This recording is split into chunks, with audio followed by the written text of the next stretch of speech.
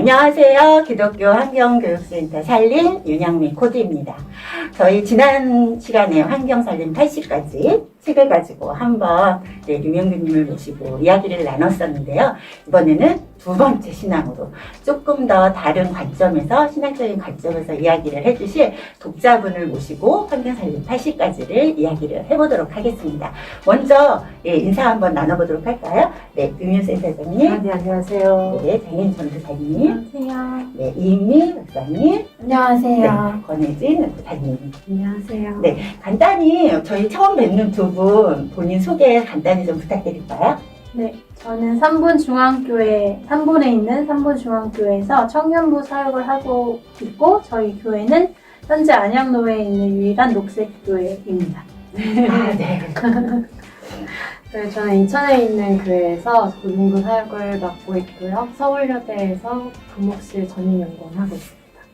네, 반갑습니다. 오늘 이렇게 참석해 주셔서 정말 감사드리고요. 책을 읽으시면서 또 책을 한번 살펴보시면서 어떤 느낌이셨는지 우리 전도사님 말씀 좀 부탁드릴게요. 일단 저는 지금 최근 엄청 핫 이슈이기도 한데, 또 생각보다 몇 가지 주제밖에 또 얘기는 안 하는 것 같아요. 그러니까 근데 사실 엄청 다양하고 방대하고 전 영역에서 환경 문제가 필요한데, 저는 이제 80가지를 통해서, 이번 책을 통해서 굉장히 다양한 주제를 세세하게 볼 수 있어서, 그래서 일상생활 안에서의 뿐만 아니라 일상생활을 넘어서 우리가 사회적인 부분에서도 그래서 다양하게 볼 수 있었던 것 같습니다.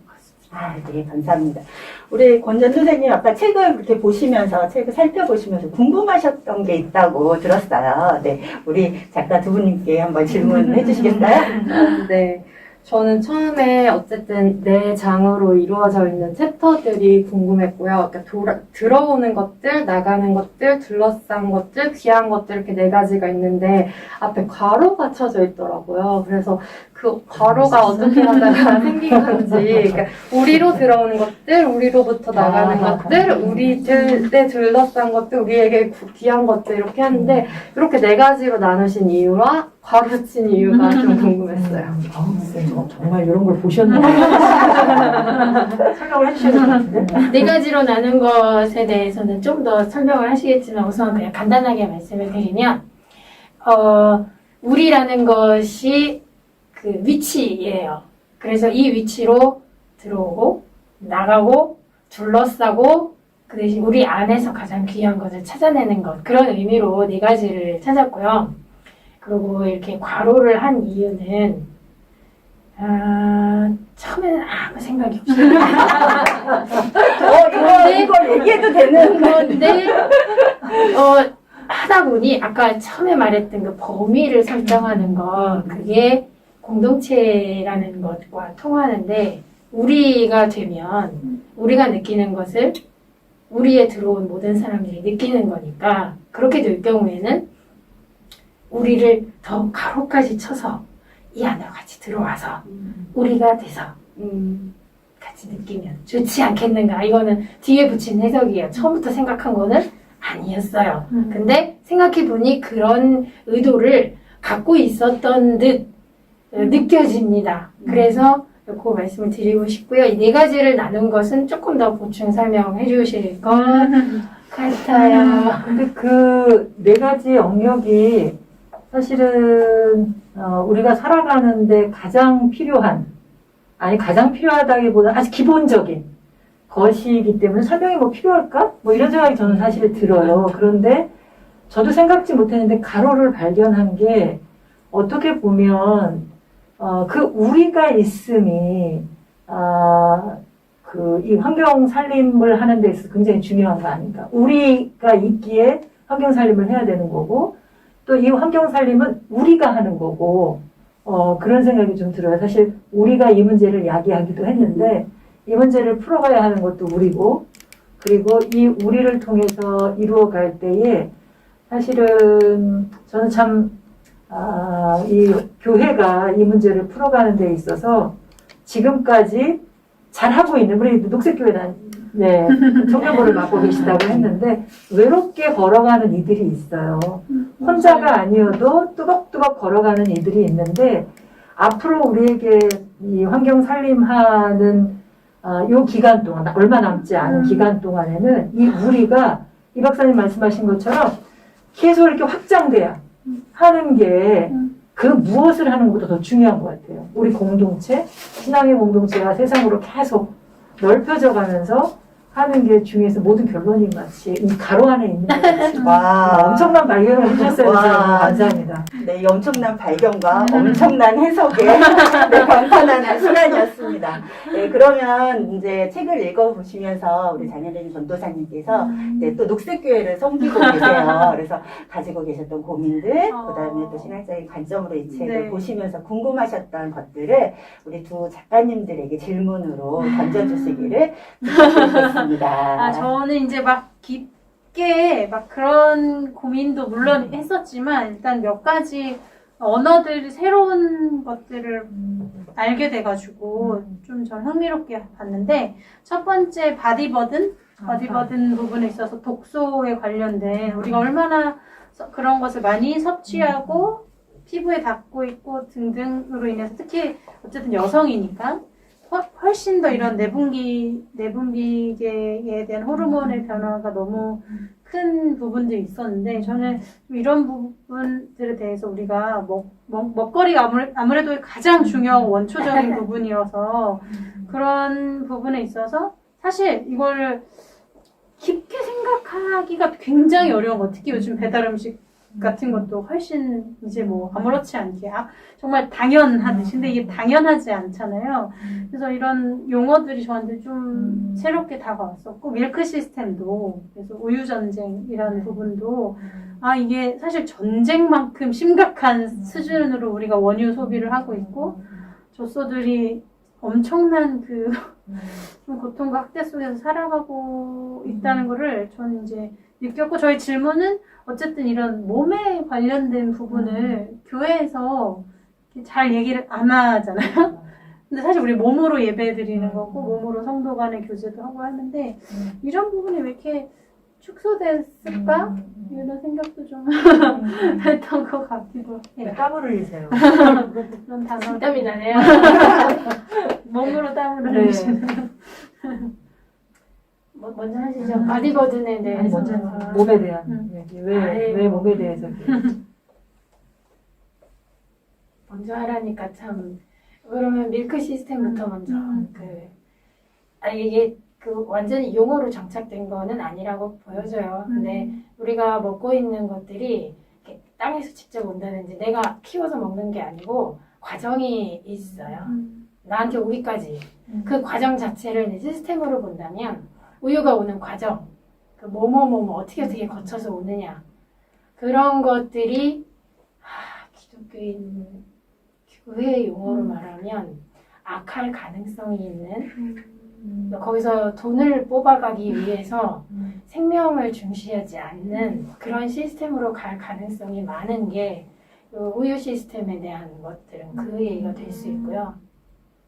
바디버든도 마찬가지죠. 몸의 건강, 생명을 살리는 음식이 아닌 몸을 무겁게 짓누르는 그런 것들을 만들어서 직접 가는 것도 아니고 그 과정에서 굉장히 많이 악해질 수 있는 가능성이 그대로 남아있는 채 간다는 거.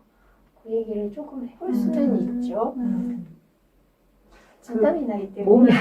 몸이 내 몸이 아니죠. 하나님의 우리에게 주신 이 거룩한 하나님의 성전인데 사실은 이 몸이 하나님의 영을 담고 있고 우리의 정신과 영혼과 그리고 우리의 마음을 담고 있는 곳인데 왜 교회는 오히려 우리 기독교 전통에서 보면 몸을 오히려 고통스럽게 하는 것이 영을 더 깨우는 것으로 이야기되기도 했었는데 사실은 현대와 같은 이 지구가 몸살을 앓고 몸살을 앓는 걸 넘어서 지금은 곧 이제 더 이상 회복할 수 없는 지경으로 간다고 하는 때에는 그 몸을 좀 살피는 게 굉장히 중요하다. 하나님이 지키고 돌보라 하신 몸이니까 그 중요한데 우리는 계속해서 바디 버든 짐을 계속 몸에다가 지우는 들어가는 것으로 그러다 보니까 내 몸에서 나오는 것도 그렇게 말 한마디도 행동 하나도 마음 씀씀이도 그 마치 아이들이 잘못 먹어서 육식 너무 많이 먹고 뭐 이래서 과잉 행동 장애를 앓거나 폭력을 행사하는 것처럼 그러다 보니까 지구에 폭력을 행사하는 것도 아무렇지도 않게 여기는 결과로 지금 이 기후위기도 겪고 있는 것 같은데요. 어쨌든 바디 버든이라고 하는 용어는 방송에서 만들었던 우리 거죠. 다큐멘터리가 나왔었는데 굉장히 사람들이 내 몸에 그렇게 아프다라고 하는 거, 그 짐을 지금은 미세 플라스틱까지도 그런 것들에 대해서 관심을 많이 갖는데 근데 실제 이게 하나님의 성전이고 이것을 어떻게가 아니라 이 몸이 어디랑 연결되어 있는지 다 지구랑 연결되어 있어 지구에도 이런 짐들이 쌓여가고 이거 독소가 쌓여가고 있다고 하는 것들에 대해서 관심을 가져야 되는데 왜일까라고 하는 질문이셨는데 그건 네 신학적으로 제대로 이 부분에 관해서 잘 가르치고 있지 못하기 때문이 아닐까. 그리고 이 시대의 상황을 충분히 묵상하면서 예수님도 이 시대 안에서 고통받고 있는 피조물들을 끌어안고 당신이 먼저 앞서서 탄식하시면서 치유하고 계시는데 그 예수님을 느끼고 있지 못하기 때문에 진정한 예수님의 제자의 삶을 살아가려고 하는 그런 결단을 덜 하기 때문이 아닐까 싶어요. 그런 공부는 신학을 공부하는 우리 전사님 훨씬 더 잘하실 텐데 저는 그냥 제 마음으로만. 네. 또 궁금한 거 여쭤봐도 네, 들으면서 생각나는 거 그냥 말해도 돼요?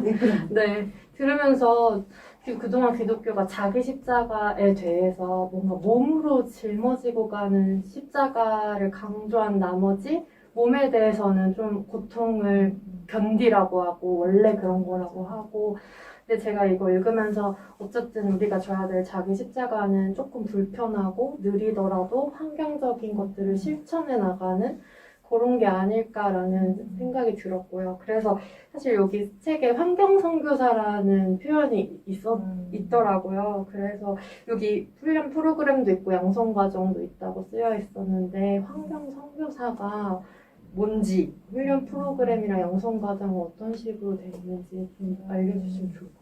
네.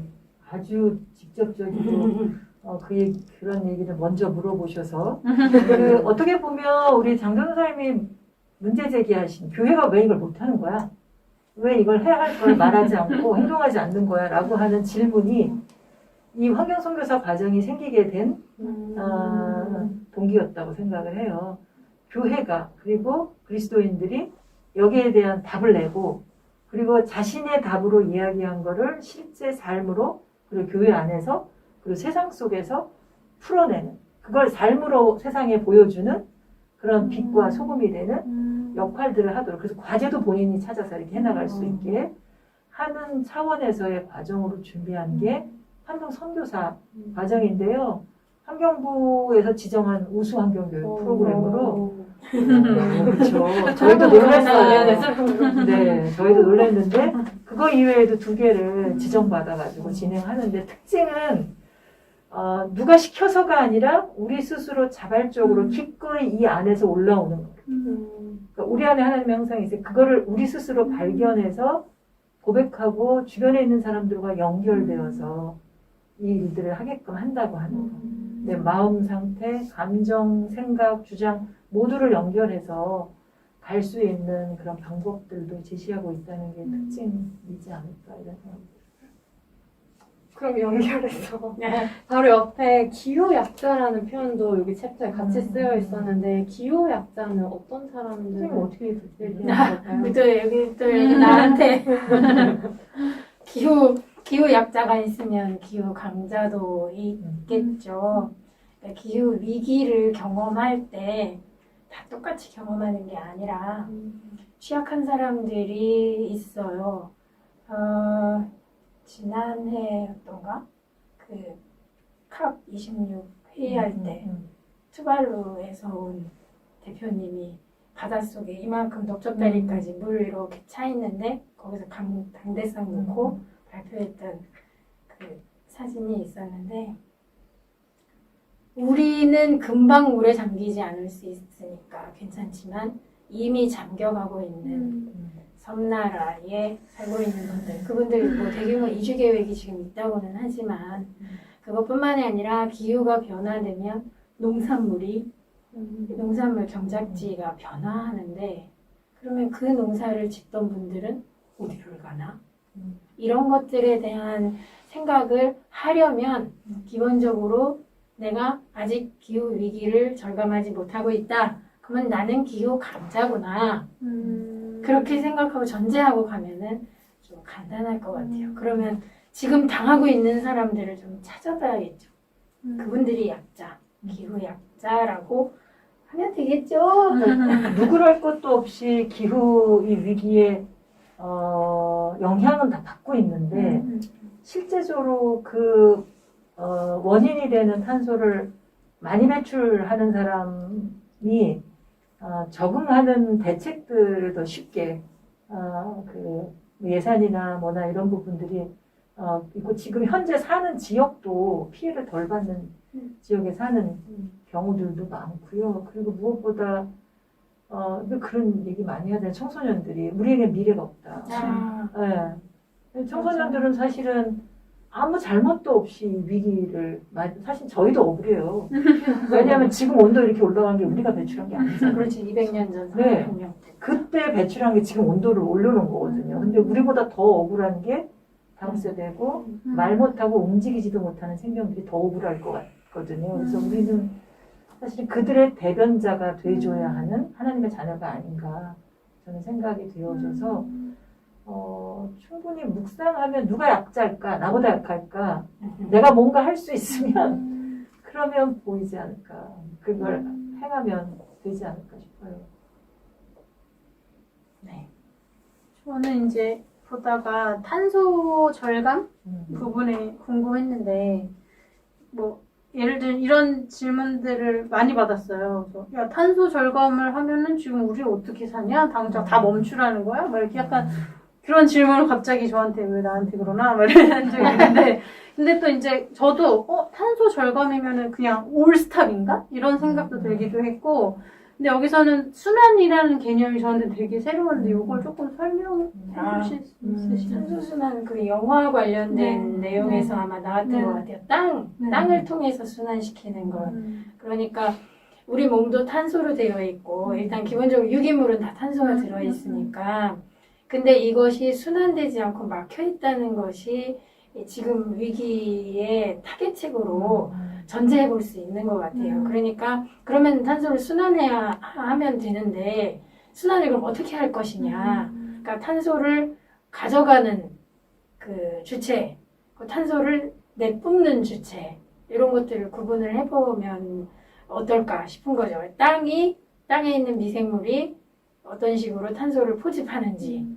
그래서 별로 실현 가능성은 없으나 무슨 기술 개발을 해서 탄소를 포집해가지고 공기 중에 있는 탄소를 다 끄집어내서 마치 원자력 발전소 폐기물 만들듯이 큰 무슨 통을 만들어서 탄소 다 집어넣어서 땅속에 넣어놓자 라는 의견을 내놓은 과학자들도 있었어요.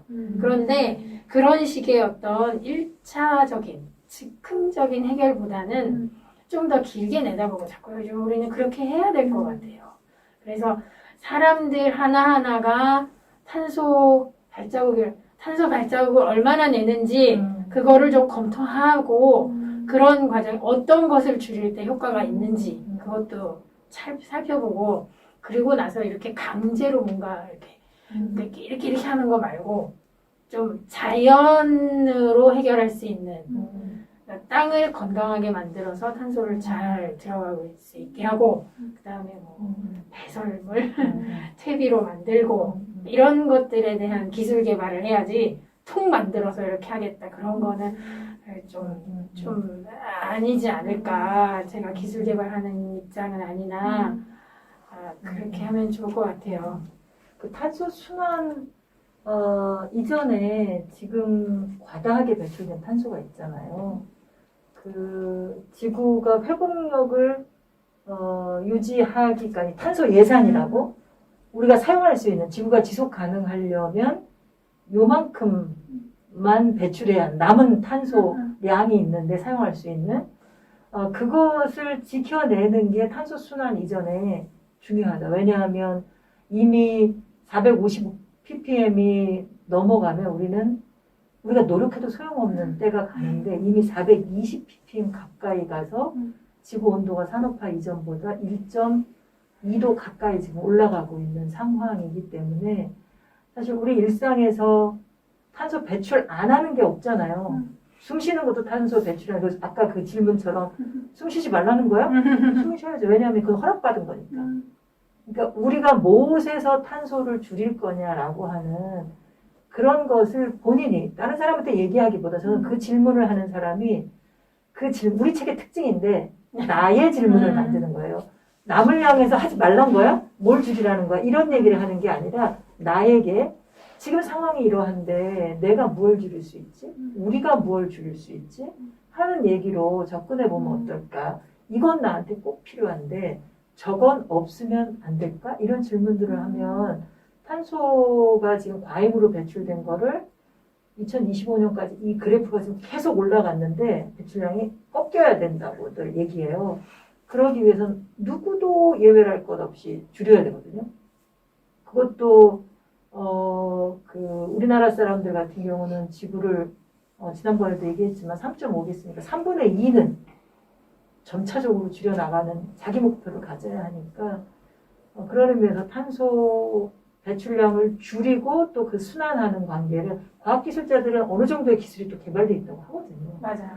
네. 투자가 없다고 하더라고요. 맞아요. 그리고 사회 시스템을 또 우리 개인의 노력은 너무 힘드니까 결국은 네, 시스템도 바꿔나가는 그런 노력들을 같이 해나가야 플라스틱 같은 경우도 재활용이 여러 가지 방향으로 될 수 있는데 기술은 개발이 되어 있다고 해요. 그런데 투자를 받기 어려워요. 그래서 우리가 그거를 정확하게 좀 알고 어떤 기업을 선택해서 좀 도와주고 그걸 적극적으로 사주고 그러면서 이렇게 해결의 방향을 찾아가면 좋지 않을까 싶어요. 네, 석탄 발전에 투자하는 그런 은행은 이용하지 말고 이렇게 어디에 투자할 거냐 뭐 이런 것도 잘 고민해가 봐야 되지 않겠어요. 재생에너지 쪽 요즘에 뭐가 많이 뜬다고 그러잖아요. 그렇죠. 그런 것에 좀 관심을 가져가면 좋고. 갑자기 줄이지는 못해요, 탄소를. 갑자기 0으로는 못 만드는데 아까 말했듯이 이렇게 올라가는 거를 이렇게 해서 내려가게 하려면 그러면은 노력을 지금부터 각계각층에서 시스템 차원에서 반영될 수 있게 해나가야 되지 않는가. 급해요. 해야 돼요. 지금. 네.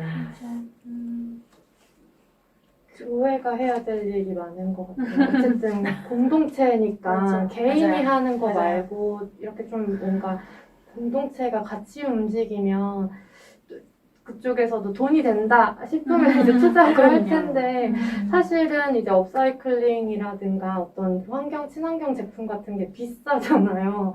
그래서 딱 어느 순간 되면 좀 포기하고 싶은 시간도 생기고 막 이렇게 딱 뭔가 이런 걸리는 게 생기는 것 같은데 그럴 때 어떤 마음을 가지면 좀 이렇게 지속할 수 있을까요? 정보를 정확히 알아야 돼 공부를 해야 되는데요. 비싸지만은 않습니다.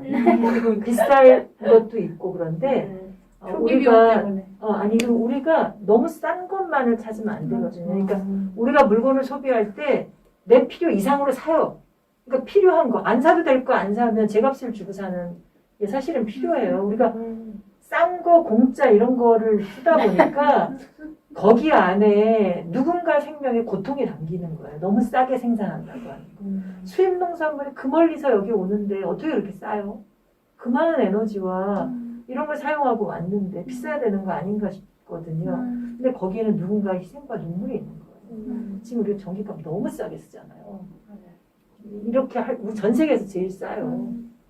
그래서 좀 우리 신학을 공부하고 또 우리 신앙인들은 그런 보이지 않는 걸 볼 수 있는 훈련, 영적으로도 훈련하는 것뿐만 아니라 공부를 해야 될 것 같아요. 네. 그래서 이 책을 읽고 공부를 하자고. 그래서 저희도 그래서 이 전도사님 두 분을 모시고 또 질문을 요청을 드리고 또 두 분 작가님께 또 질문을 드리는 시간을 갖고 있는 게 아닐까. 네, 그런 저도 생각이 이제 듭니다. 이 책을 읽으면서 어쨌든 환경책이 아까도 얘기했지만 우후죽순으로 막 나오고 있는데 물론 그것도 읽혀지는 게 좋지만 저는 이제 성찰 지점이 너무 중요하다고 생각이 들었어요. 그러니까 이 문제 현상을 읽었어. 내가 뭐 이 시급해. 근데 이제 그게 나랑 어떻게 연결이 되는 거야? 아니면 우리 공동체랑 무슨 연관이 한데 어쨌든 저는 이 책을 읽으면서 질문 지점을 이렇게 잘 마련해 주셔가지고 저는 이것을 나의 질문으로 그리고 우리의 질문으로 이렇게 바꿔서 할 수 있을 수 있겠다라는 생각이 되게 많이 들었고 그런 면에서 추천을 하고요. 왜냐면 이제 어쩔 수 없이 이제 교회가 아까 혜진 전도사님 말씀하신 것처럼 공동체가 되게 중요하고 공동체가 어떤 무브먼트와 신앙 실천을 할 때 상당히 큰 어떻게 파급력을 가지고 있는데 아까 또 말씀하신 대로 이게 깨달은 지점이 이게 동시에 일어나야 되잖아요. 실천과 깨달음이 그러려면 이제 질문이 일어나야 되는데 그런 교제가 생각보다 좀 없는 것 같아요. 교회 안에서도. 왜냐면 사실 저한테도 연락이 와요. 환기교회에서 이제 뭘 하려고 하는데 무슨 책을 읽어야 되냐. 물론 살림책을 추천합니다. 하지만 이제 조금 더 이제 생각 지점들, 성찰을 하면서 실천까지 가게 하는 딱 바로 실천은 교회들이 잘 주춤하시더라고요. 그래서 그런 부분에 있어서는 이 책을 읽으면서 생각하고 깨닫고 이게 이래서 우리가 실천을 해야 되는구나. 우리 공동체가 이렇게 해야 되는구나. 이런 거를 좀 깨달을 수 있지 않았나. 그거랑 연결해서 좋았던 점은 이제 다큐멘터리랑 책들이 이제 여기 포함되어 있어서 여기서 조금 더 나가고 싶을 때 이제 볼 수 있는 것들을 그 다음 스텝도 좀 있는 것 같아서 이거 보고 싶은데 이 다큐? 이런 생각이 좀 들더라고요. 어떤 다큐였어요? 아까 그 미니멀리즘이랑 그 넷플릭스 구독돼 있어가지고 거기에 있는 거 넷플릭스 중에서 여기에서 이렇게 포함되어 있는 다큐들은 한 번쯤 다 보고 뭐 수련회나 이럴 때도 같이 보면 좋겠다라는 생각이 들어요. 그래서 혹시 이런 어떤 컨텐츠적인 걸 어떻게 선정을 하시고, 그러니까 어떻게 이런 걸로 이렇게 리뷰를 하실 하셨는지 좀 궁금하긴 합니다. 궁금해요. 네, 그렇군요. 네. 이게 말하자면 좀 개인적인 사연 때문에 시작된 건데 제가 환경운동에 관심을 갖게 되면서 그냥 이게 워낙 다큐멘터리를 좋아해서 그냥 이것저것 보다가 나중에는 이 환경 쪽 다큐멘터리를 한번 좀 봐볼까? 그래서 한두 편을 그냥 봤어요. 소개받아서. 아마 이런 책에서 봤든지 뭐에서 봤든지.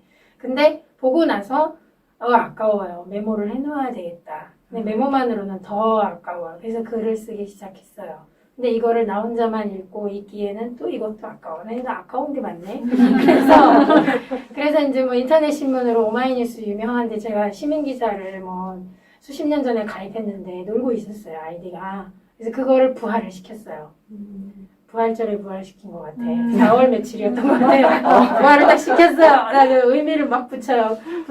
딱 시작을 해서 오마이뉴스 한 2편 올렸나 했는데 오마이뉴스 쪽에서 연락이 왔어요. 이런 다큐멘터리는 소개를 집중적으로 이쪽으로 쭉 해주시면 어떻겠냐. 한 2편 올렸을 때 그래가지고 20몇 편을 쭉 하게 됐어요.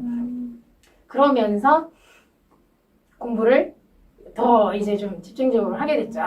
이게 관심 있는 사람은 이런 쪽을 보겠구나. 또 이것도 보겠구나 해서 넷플릭스에 있는 여러 가지 환경 관련 다큐멘터리를 골고루 보게 됐고요. 또 환경영화제에 나온 영화들도 좀 보게 됐죠.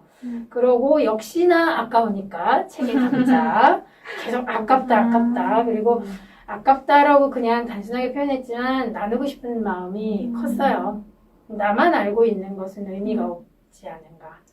그리고 아까 교회의 조직 이야기를 했지만 우리가 100년 전에 3.1운동이 있었을 때 기독교 교회 조직을 활용해서 우리가 전국적으로 일어날 수 있었거든요. 그러면 절감하면 일어나요, 교회 조직을. 근데 절감하는 그 절감을 어떻게 할 것이냐.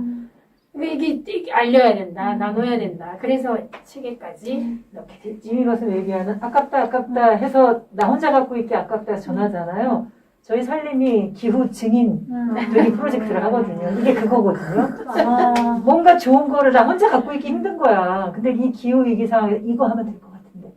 이거는 하나님이 나에게 맡기신 일인데 나 혼자 하기는 뭐 힘들 수도 있지만 이거 하면 그냥 기뻐. 남하고 같이 기쁘게 하는 그런 일들이 있으면 좋겠는데요. 그거 하기가 우리 권 전사님 문화 콘텐츠 쪽 공부하고 있다고 했는데 영화가 다큐가 참 좋아요. 저희 살림에 살림극장 기후토크라는 프로그램이 있는데 영화 보고 대화하는 거예요. 같이 영화를 따로 보고 와서 다양한 주제를 저희가 꼭 환경 쪽만은 아니라 그냥 삶에 관한 모든 영화 이게 정말 별걸 아닌 것 같지만 거기서 우리 영성을 얘기할 수도 있거든요. 그래서 그 지금 말씀하신 그 책과 영화나 이런 거로 공부하고 기도하고 그냥 그런 시간들을 좀 많이 가져보면 좋겠다는 생각을 해보게 되네요. 저도 어쨌든 저의 직업이라고 하면 안 되겠는데 아무튼 저의 상황상 이제 설교를 어쨌든 준비를 해야 되고 교회는 그 특성상 설교를 중심으로 성경 공부를 중심으로 성도님들께서 깨달음 자기 신앙을 돌아보는 이게 설교가 상당 부분 크더라고요. 그래서 저는 그래서 이 책에서 좀 제가 좋은 소스들이 되겠다. 왜냐하면 우리 삶과 링크되는 설교가 굉장히 지금 이 시대에 필요하잖아요. 동떨어진 설교가 아니라. 그래서 어쨌든 이 소스를 잘 엮어져 있기 때문에 우리가 그러니까 성서를 보면서 그리고 삶으로 이렇게 링크되는 가장 중요한 포인트들이 여기 모아져 있고 그런 면에서 교육적인 것, 그 다음에 설교에 대한 부분이 변화될 수 있는 큰 부분이 되겠다라는 생각이 좀 들었던 것 같아요. 그 자매 책이 하나 있어요. 네. 설교 얘기를 하니까 공부를 하기도 그렇고 설교를 준비하시는 분에게도 그렇고 저희가 요거 내기 전에 작년에 50명의 신학자랑 같이 지구정원사 같이 사전이 맞아요. 있거든요. 요즘 전 세계적으로 가치 교육에 대한 붐이 일어요. 왜냐하면 사람들의 마음과 태도를 바꾸게 하려면 그 가치에 대해서 이야기를 해야만 하거든요. 금방 왔네.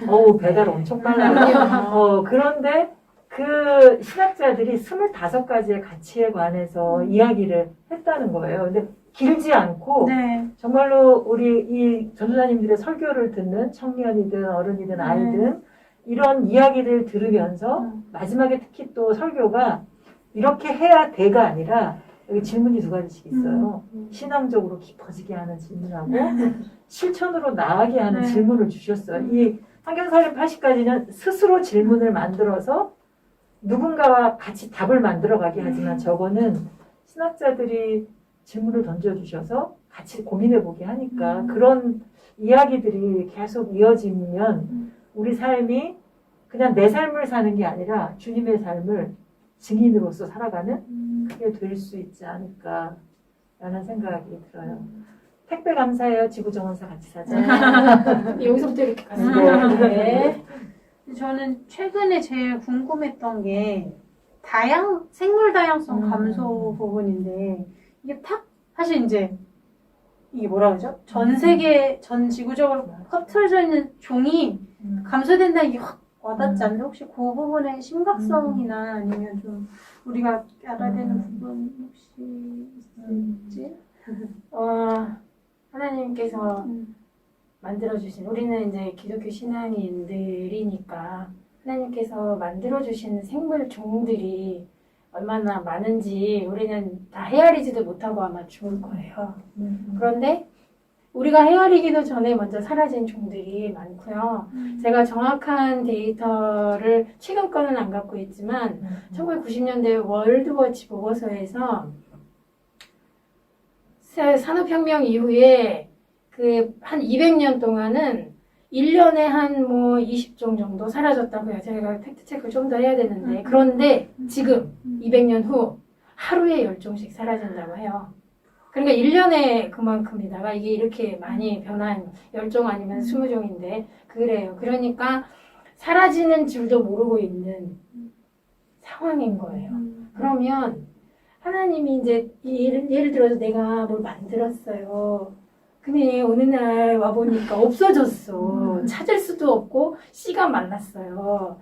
기분이 어떨까? 그것만 생각하면 하나님도 이렇게 정말 딱정벌레, 뭐 메뚜기 다 만들었잖아요. 뱀도 다 만들었어요. 근데 맨 나중에 만든 인간이 뭔가 막 이렇게 분탕질을 막 하더니 여기 되게 조금씩 없어지는 거예요. 그래도 아직 많아요. 하나님 워낙 많이 만드셨으니까 아직 많아.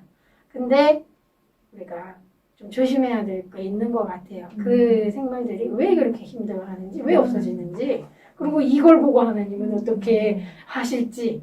그래서 제가 어디 가서 이렇게 얘기할 때마다 이 얘기를 하는데요.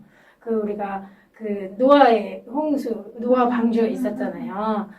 하나님께서 이제 물로 한번 심판을 쫙 하셨죠. 그때 노아의 방주에 온갖 생물들의 뭐 암수 한 쌍, 뭐 암수 7쌍 뭐 이런 얘기 있는데 다 들어가서 살아났어요. 그래서 그 살아난 생물들이 방주 밖으로 쫙 나왔어요. 그때 하나님이 인간한테만 무지개를 딱 보여주고 니네 이제 다시는 물로 멸망하지 않게 하겠다가 아니라 성경 말씀에 보면 날아가는 새들, 들에서 기어다니는, 걸어다니는 모든 생물들에게 내가 언약한다. 이런 구절이 나와요. 그 창세기 찾아보세요. 창세기 9장에 그런 얘기가 나와요. 그러니까 무지개를 인간만 봤다고 생각해요. 우리는 인간이 우리가 7색깔 무지개, 근데 아니에요. 이렇게 말하면 미안하지만 말라리아를 전염시키는 모기도 그 무지개를 봤고 바퀴벌레도 무지개를 본 거예요. 그러면 죽일 수는 있는데 씨를 말려서는 안 될 것 같아요. 멸망시키진 않겠다고 하나님께서 약속하셨는데 그래서 마치 막 약간 설교처럼 됐는데 흥분해갖고 근데 창세기에 명확하게 나와 있는 하나님께서는 이 생물을 한 통으로 보시는데 우리가 중불나게 다른 생물들을 얘네들이 어떻게 됐든지 나는 모르겠다 그러고 그냥 사는 게 아니라 이게 뭐가 없어지고 있는지 지금 뭐가 위기종에 있는지 그런 것들을 살펴서 그런 일들을 하시는 분들이 있어요. 멸종 위기종 보호하시는 분들 찾아야지 후원해야죠. 격려해야죠. 그분들이 뭔가 하려고 할 때 여론을 같이 모아줘야 된다 생각해요. 누군가가 그거 가지고 1인 시위에 여기 박수 쳐줘야죠. 그런 걸 해야죠. 근데 다 동의하는데 하루에 몇 정씩 조금씩 멸종해 가는 게 아니라 어느 순간에 한 곳에서 그냥 떼주고 떼고 죽으면 나가는 게 문제인 거예요. 그러니까 이러다가는 대량 멸종하는 시기가 그리고 어느 한 종이 사라지면 휘청거리는 거예요. 연쇄. 그래서 특별히 최근에 꿀벌들이 실종됐다 이런 얘기 나왔잖아요. 뭐 절반 정도가 사라졌다 그러는데 아인슈타인은 꿀벌이 다 사라지고 나면 인간은 4년 후는 인간이 살아갈 수 없을 것이다 이렇게 얘기를 하거든요. 왜냐하면 우리 식량을 생산해서 먹는데 이 꿀벌들의 역할이 굉장히 중요하잖아요. 그런 걸 보면 조금 전에 이 박사님이 말씀하신 것처럼 사라져가고 있는 멸종위기에 처해 있는 종들 그게 이제 얘기되는 것 중에 왜 얘를 지켜야 하는 특별한 이유가 있는 것들이 어느 하나도 중요하지 않은 건 없지만 지금 강조되고 있는 것 중에 생태계의 균형을 위해서 정말 중요한 것들 하나님이 분명히 부여하신 그 역할들이 있을 텐데 그것을 우리가 조금 더 나 자꾸 공부 얘기해. 관심 갖고 공부해야 돼 실제로. 그리고 그것이 그들이 우리에게 보내는 메시지를 들을 수 있는 귀를 경청하는 연습을 해야 돼.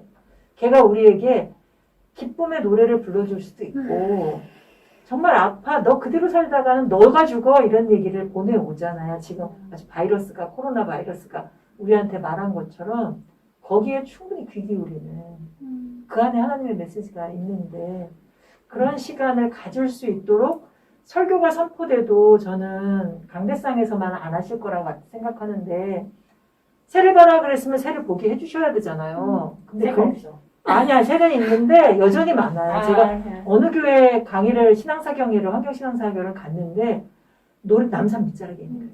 노래소리가 새소리가 엄청 크게 들리거든요. 저는 취해서 들어갔는데 한 번도 들어본 적이 없는 분이 있으셨던 거예요. 새를 보라 하신 것처럼 실제 하나님이 만드신 자연, 이 창조 세계를 보고 듣고 느끼는 거를 하고 또 맛도 보고 정말 오감 내지는 정말 수십 가지의 감각으로 느끼게 하는 설교가 프란치스코는 3개 설교했다는데 네, 그거를 예수님 말씀 속에도 우리가 살림에서 만든 묵상집을 보면 예수님이 그 말씀하신 것 중에 자연에 대한 얘기를 다 뽑아갖고 묵상집으로 만든 것도 있어요. 그런 설교가 조금 더 많이 되어지면 지금의 위기 상황 속에서 절망하는 이들이나 책임을 회피하거나 무감각한 사람들이 조금은 깨어나는데 도움이 좀 많이 되지 않을까 싶어요. 절망에서는 희망을 보게 하고 무감각한 사람들은 깨워서 실제 그 고통 소리를 듣게 함으로써 치유하는 행동을 하게 하는 일이 벌어질 수 있지 않을까. 전도사님들 앞에서 아니죠. 두 분 전도사님을 모셔서 센터장님이 신앙적인 얘기 자꾸 하죠. 너무 좋아요. 너무 좋아요. 왜냐면 어. 이게 어쩔 수 없이 이게 교회 밖에 현장에서 바로 이제 다이렉트로 일하시잖아요. 그러시는 거랑 이게 교회 안에서의 어쩔 수 없는 그 신학교육 안에서 계속 이 안에 고립될 수밖에 없어요. 이게 시스템적으로.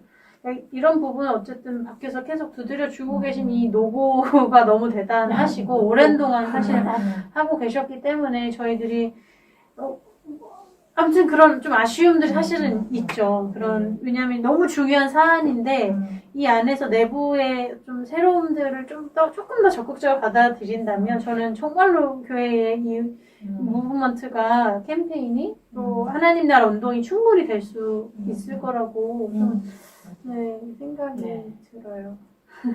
두 분에게 저희가 잘 부탁드린다는 말씀.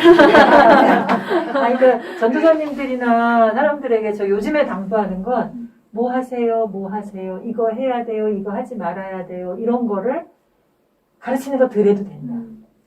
스스로 이미 다 알고 있는데 모른 척하고 있거나 적당함 속에서 나는 이 정도 하면 돼 라고 하는 이들이 애언할 것이 많아. 근데 애들은 오히려 솔직하게 이야기들을 하는데 조금은 이게 깨어나게 하는 일들을 많이 해주시면 좋을 것 같아요. 긍정적인 방법, 부정적인 방법, 어떤 방법이든 좋은데 깨어나서 스스로가 왜 나비가 그걸 스스로 깨고 나와서 그래야만 날 수 있잖아요. 아이들이 뭐 어른이들도 신앙적으로 깨고 나올 수 있도록 옆에서 좀 촉진해주는 맞아요. 너무 중요해요. 그거 소통하면서 촉진해주고 믿어주는 거. 너 그것도 못하니? 너 못할 거야. 너 그렇게 하면 실패해. 라고 길을 꺾지 마시고 못해도 할 수 있어. 라고 하면서 혼자가 아니라 같이 할 수 있는 사람 붙여주고 하라고 이렇게 좀 막 박수치되 얘가 혼자 힘들어하는 것 같으면 얘 불러다가 같이 니네 둘이 같이 해봐. 셋이 하면 더 좋아. 이렇게 해줄 수 있는 교육이 특별한 뭐 지침 하나 더 주지 않아도 저는 그럴 수 있지 않을까라는 생각이. 그 여기 이 책에도 나오지만 기후 변화의 심리학이라는 책을 리뷰를 했는데 거기에 이런 단어가 나와요. 도덕적 면허. 그게 뭐냐면 자기가 이만큼 알고 요만한 실천사항 배웠으니까 그것만 딱 하고 거기서 딱 끝나는 거예요. 그리고서는 나 정도는 괜찮지 아무것도 안 하는 사람도 있는데 라고 해버리는 건데 그게 그렇게 하고 말 거는 아닌 거예요. 내가 얼만큼 했으면 다른 사람들도 그만큼 올 수 있게끔 격려하는 내가 하기나 힘들었으면 원래 처음 가는 사람은 힘들지 그 다음에는 오기 쉽거든요. 그러니까 같이 격려하는 것이 우리에게는 필요하죠. 먼저 가는 사람들은 먼저 잘난 척하고 거기서 도덕 면허 발행해서 스스로 자가 면제하거나 그러지 않고 그 다음에 해야 될 스텝을 밟아야 되지 않을까 싶어요. 그게 교회 공동체에서 그야말로 우리가 해야 할. 저도 그거 보고 맞아요. 엄청 반성을 했던 것 같아요. 왜냐면 저도 나 했어. 뭐 예를 들면 녹색교회 녹색교회도 있어. 우리 목사님 맨날 설교하셔. 맨날 감동받아. 그리고 저도 뭐 만나는 친구들이 사실은 관심 있는 친구들이고 하는 친구들이야. 나도 그런데 제가 이제 이걸 읽고 그 지점을 너무 아니 내가 이렇게 아는 척 그리고 뭐지? 하는 척. 하는 척.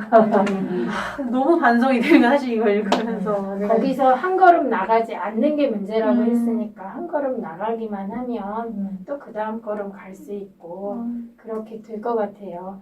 그래서 결국은 시스템 차원에서 변화가 일어나려면 시스템은 하늘에서 뚝 떨어진 게 아니라 인간이 만든 거거든요. 그럼 인간이 바뀌면 시스템이 바뀐다는 소리인데 우리가 핑계를 좀 대죠. 아, 시스템이 원래 이래. 그 탄소 배출 줄이고 싶은데 돈이 너무 비싸. 이런 식으로 이제 맞아요, 핑계를 맞아요. 살짝 대면서 실제로 또 그러니까. 진짜. 실제로 거짓말은 아니니까 그냥 그런 핑계를 대긴 하는데 그러면 방법이 완전히 없나? 이렇게 해서 방법을 찾아가려면 아 사람 정도 모아야겠구나. 그러면 생각 가지고 있는 사람들이 아직 드러나지 않았구나. 그러면서 이렇게 시스템을 바꾸는 결국은 사람을 바꾸는 건데 사람을 바꾸면 시스템이 이렇게 같이 바뀌는 건데 그거를 알면 시스템 핑계를 조금 덜 대게 되겠죠.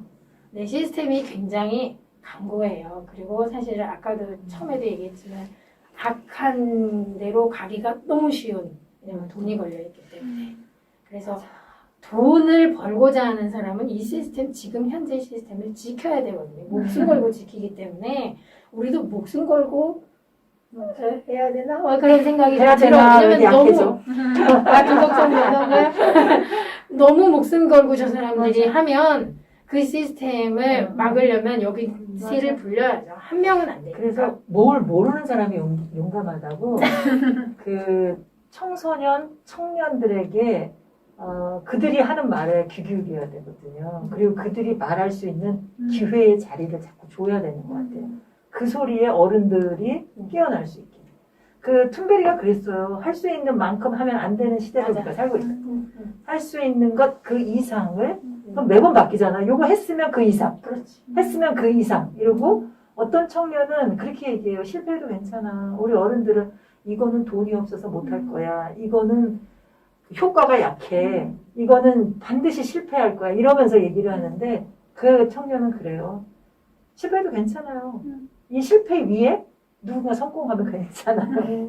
우리 때 다 실패해도 그 다음 세대가 이 실패를 딛고 그 다음 이 실패가 있었기 때문에 성공한다고 자신있게 얘기하거든요. 그래서 그들은 사실은 겁날 게 없잖아요. 얽힌 게 없으니까. 아까 그 돈이라고 하는 것 이런 것 때문에 겁날 게 없고 그들에게는 희망적인 자신의 미래를 찾는 것만 도둑질 당한 그 미래를 찾는 것만 생각하니까 용감하게 목소리를 내기 때문에 사실은 그거는 청소년들과 청년이 할 일이 아니라 교회가 할 일이고 믿는 이들이 할 일이죠.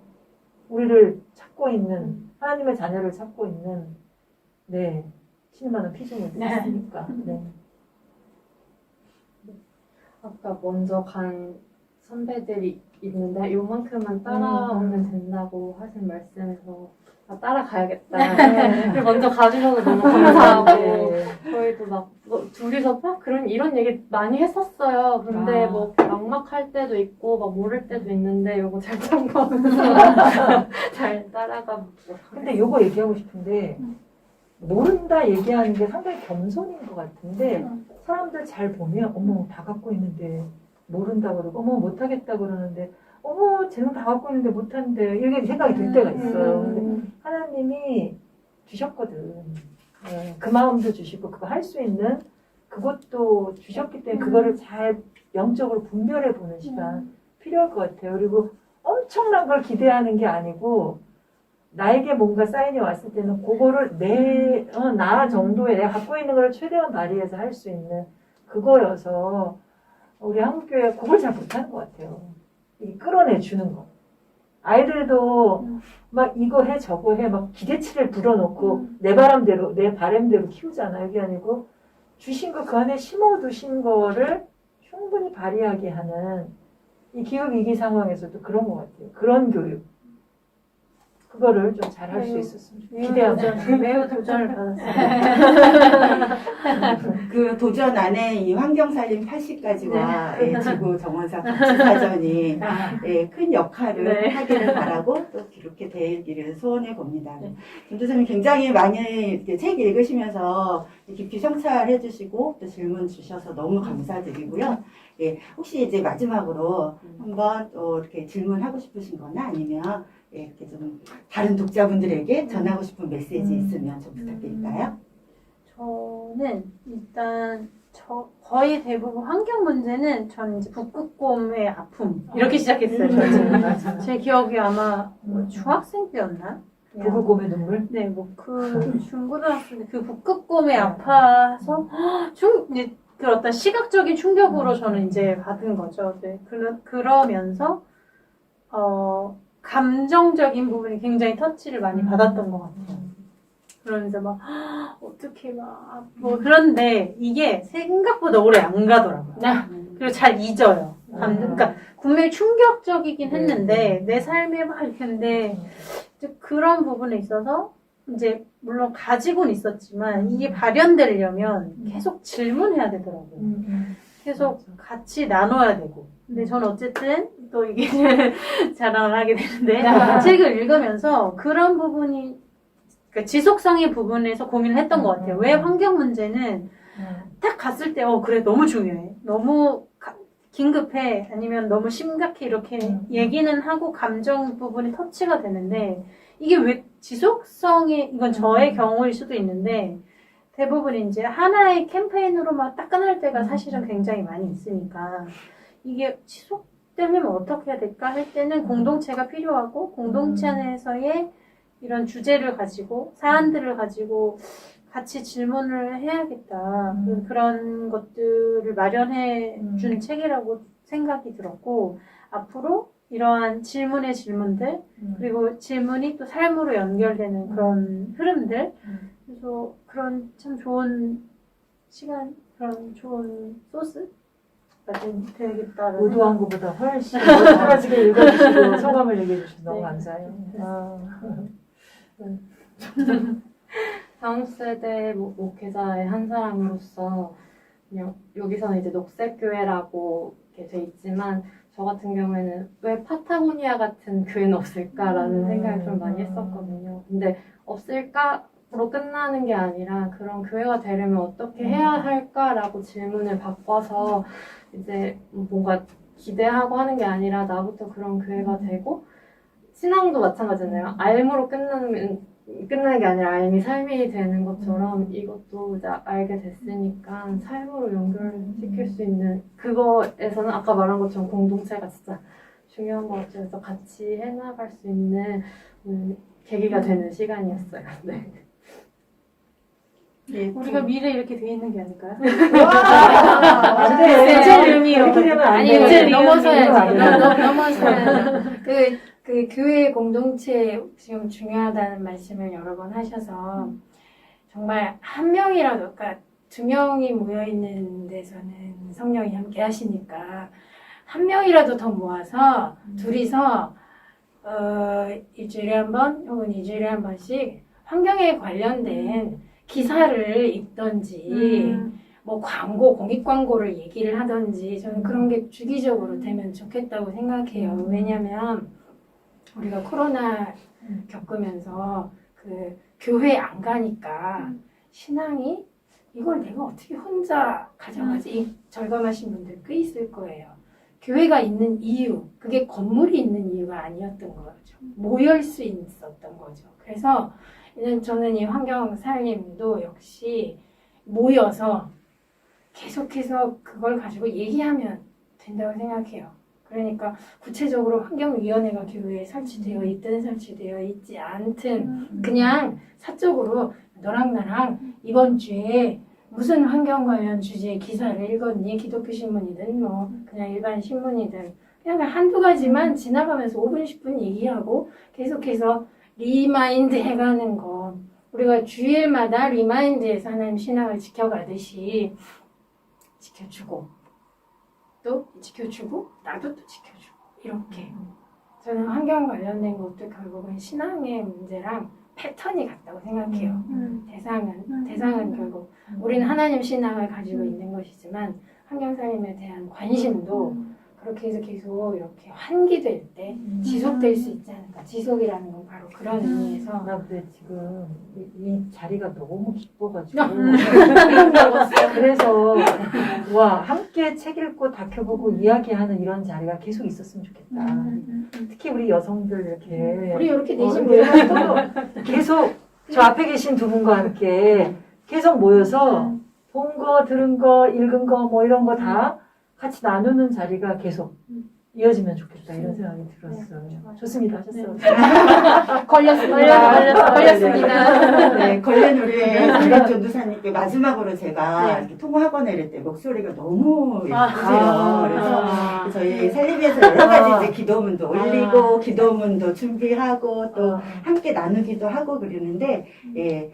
기도문 저희가 읽어주시는 걸로 마무리를 하면 어떨까 하는데 괜찮으실까요? 네, 그러면은 네, 기도문 읽고 마무리하도록 하겠습니다. 네, 기후 및 생태 위기를 위한 26개의 살림 기도 중에 6번째 불타는 세상을 함께 기도문을 읽겠습니다.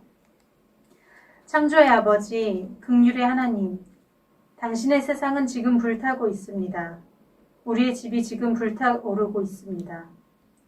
아픈 우리의 마음은 찢겨지고 우리의 집에 무슨 일이 벌어지고 있는지 이해해 보려고 무던히 애쓰고 있습니다. 주여 자비를 베푸소서. 그리스도께서 자비를 베푸소서. 창조의 아버지 긍휼의 하나님, 당신의 세상은 지금 울부짖고 있습니다. 우리의 마음이 울분으로 비명 지르고 있습니다. 아픈 우리의 마음은 찢겨져 나가지만 우리는 무엇을 해야 할지 모르는 선교적 부재 상태에 놓여 있습니다. 주여 자비를 베푸소서. 그리스도께서 자비를 베푸소서. 창조의 아버지 긍휼의 하나님, 여전히 우리의 쉼없는 영혼과 미쳐 날뛰는 생각들을 진정시켜 주시기를 간절히 바랍니다. 그리하여 우리의 위로가 되시며 강함이 되시고 지혜가 되어 주시는 당신을 애타게 찾습니다.